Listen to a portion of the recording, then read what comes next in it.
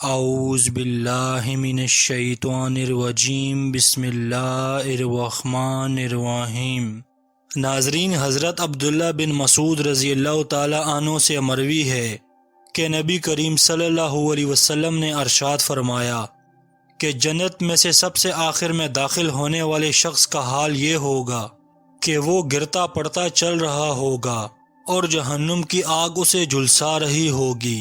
بالآخر جب وہ جہنم سے بامشکل نکل پائے گا تو جہنم کی طرف دیکھ کر بے اختیار کہے گا، وہ ذات بڑی بابرکت ہے جس نے مجھے تجھ جہنم سے نجات عطا فرمائی، اور بے شک اللہ نے مجھے وہ نعمت بخشی ہے جو اولین و آخرین میں سے کسی کو بھی عطا نہیں کی گئی۔ پھر اس کے سامنے ایک درخت کا ظہور ہوگا تو وہ عرض کرے گا کہ اے رب کریم، آپ مجھے اس درخت کے قریب کر دیجئے تاکہ میں اس کے سائے میں بیٹھوں اور اس کے پانی سے پیاس بجھاؤں۔ اس پر اللہ تعالیٰ فرمائے گا کہ اے آدمی، اگر میں تیری مراد پوری کر دوں تو تو کچھ اور مانگے گا؟ وہ شخص کہے گا کہ نہیں پروردگار، اور مزید سوال نہ کرنے کا پختہ وعدہ کرے گا۔ چنانچہ اللہ تعالیٰ اس کی معذرت کو قبول فرمائے گا، کیونکہ وہ اس کے بے صبر طبیعت سے واقف ہے، اور اسے اس کے مطلوبہ درخت کے نیچے پہنچا دے گا۔ وہ شخص اس کے قریب جا کر اس کے سائے میں بیٹھے گا اور وہاں موجود پانی پیے گا۔ پھر اس کے سامنے دوسرا درخت لایا جائے گا جو پہلے درخت سے اور اچھا ہوگا۔ پھر وہ شخص اللہ تعالیٰ سے اس کے قریب جانے کی درخواست کرے گا۔ اللہ تعالیٰ فرمائے گا کہ اے آدمی، کیا تو نے مجھ سے اور سوال نہ کرنے کا عہد نہیں کیا تھا؟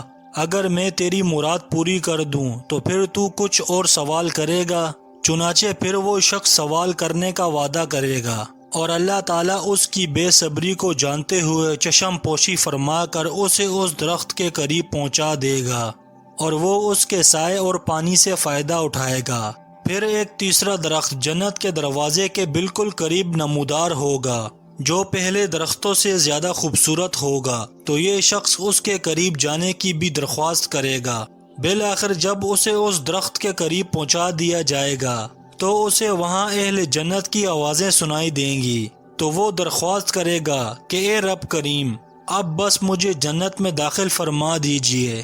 اللہ تبارک و تعالی اس شخص سے مخاطب ہو کر فرمائے گا کہ آخر تیرا سوال کرنا کب ختم ہوگا؟ کیا تو اس بات پر راضی نہیں ہے کہ میں تجھے دنیا کی دگنی جنت عطا کر دوں؟ تو وہ شخص حیرت زدہ ہو کر کہے گا کہ اے رب کریم، آپ رب العالمین ہو کر مجھ سے مذاق کرتے ہیں۔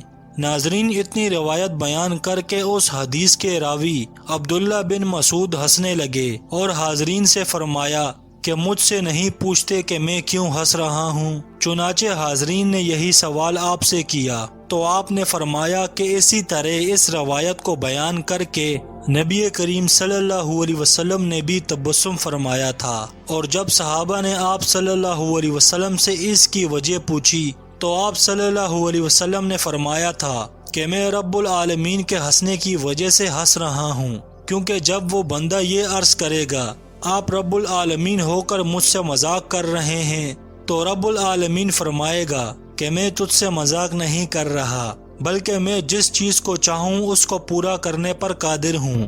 ناظرین، اللہ تعالیٰ کے ہنسنے کا مطلب اس کا راضی اور خوش ہونا ہے۔